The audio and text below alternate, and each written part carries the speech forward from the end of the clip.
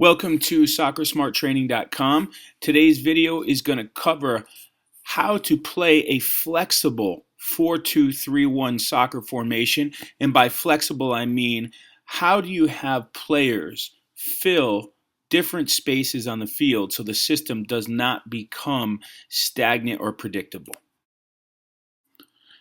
In this first example, you could see that the center midfield in the 4-2-3-1 is made up of the number 6, the defensive center mid, the number 8, the passing center mid, and the number 10, the attacking center mid.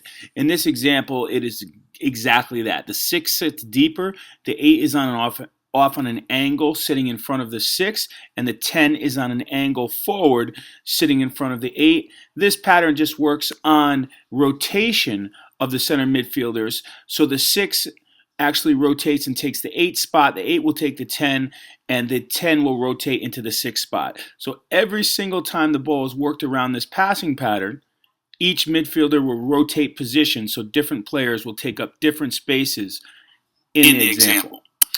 Now, in this second example of a passing pattern, now we have 2 number 6s. So it's 2 defensive center mids and only 1 number 10. You can see as the ball is worked around in the pattern, it's different now because the number 6 actually plays back to the right center back, who then plays a longer ball into the number 6, who has surged forward as the number 10 has dropped into the number 6's spot. So that left number 6, the defensive center mid on the left, and the number 10 keep changing positions each time this pattern is run.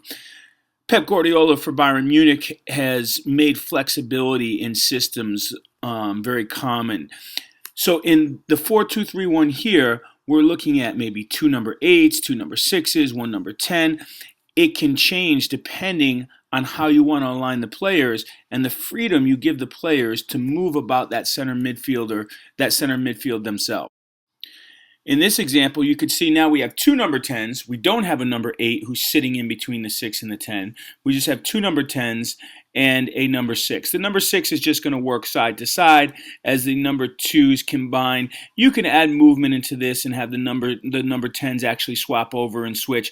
But this is just an example of, hey, now you have 1 number 6, no 8, and 2 10s. You can rearrange that midfield to make it completely not predictable if you keep using a rotation and use different setups.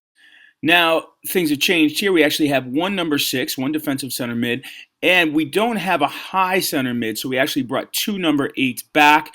The number 6 and the number 8 on the left side will rotate in their positions each time the ball is swung around. So you could see this is just a quick rotation between 2 more players playing 2 number 8s and a number 6.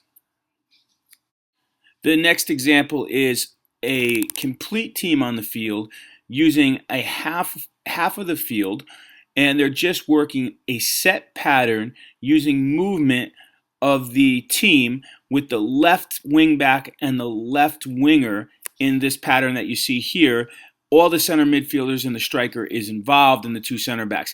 As this pattern goes, the next repetition will go down the right side as the right wing back and right winger will be involved, not the left winger and left wing.